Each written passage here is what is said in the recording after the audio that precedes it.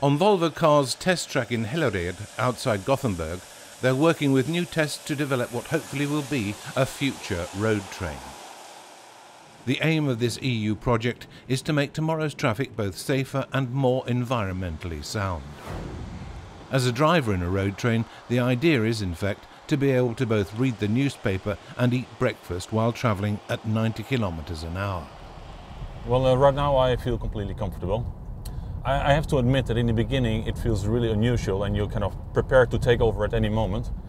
But it's also amazingly how quickly you get used to this and how quickly you start to become comfortable in this vehicle.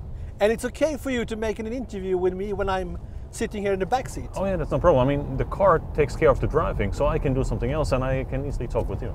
Is this the future? Yeah, I think this is the future. I mean, driving like this gives you completely new opportunities. We could be in a traffic queue right now and it could be really boring to drive. And in those situations, it's really great if the car can take over.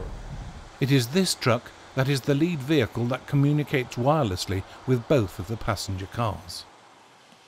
Well, I think it's critical there on several counts. The first thing which is very important is that we have to actually demonstrate that this technology is possible, that we have the opportunity to be in a situation where we can innovate, we can have research projects which will give solutions which can be put into practice. That's one strong factor.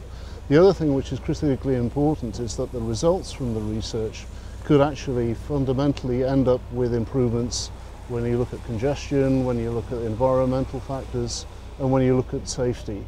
So in the medium to long term, it's a very positive action for Europe itself.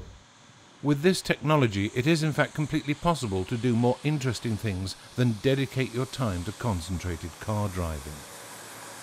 I can spend the time in the way that I want. So if I want, I can start to open up my iPad and, well, I can check my email if I want. It's no problem. The car will take care of the rest. So I can do my work if I want, or if I just want to relax and read a book, I can open a book and read about, well, whatever I like to read. And I think especially when you have these really long trips, when you're sitting in a car for 2 or 3 hours, it's great. I mean, you can do some work and it's much more fun than driving on straight motorways. In a project like this, it's not merely a question of developing advanced technology. In parallel, the researchers work with identifying the changes and problems that must be solved before the road train can become a reality. This is a question of both legislation and insurance regulations that authorities and motorists throughout the whole of the EU can accept.